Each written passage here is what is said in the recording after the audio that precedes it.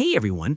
Today we're tackling a crucial data modeling step, calculating a new field, total sales, by multiplying two existing columns, units sold and sale price.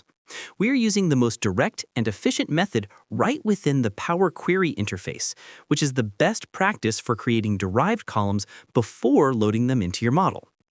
Step 1. Open Power Query Editor. We begin in Power BI Desktop. From the Home tab on the ribbon, click Transform Data.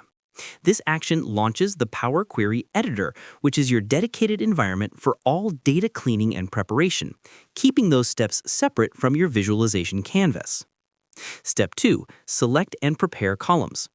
In your data table, locate the two columns required for the calculation, units sold and sale price. Click the header for units sold, then hold down the Control key and click the header for sale price. Multi-selecting with Control is essential to define the inputs for the operation. Now, look up at the ribbon and switch to the Add Column tab.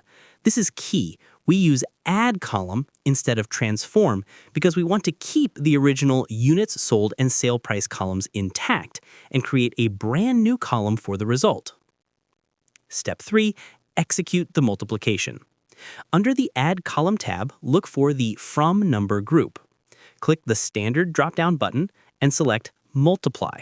Power Query instantly performs the row-by-row multiplication and creates that new column, automatically setting the correct numeric data type for the sales figures. Step 4. Rename and load data. The new column will appear on the far right of your table. Double-click the header of this new column and rename it clearly to Total Sales. Finally, go back to the Home tab in the Power Query Editor and click Close and Apply. This finalizes all your preparation steps and loads the newly calculated total sales column directly into your Power BI data model, ready for use in all of your reports. I hope this helped you out, and I see you in the next one.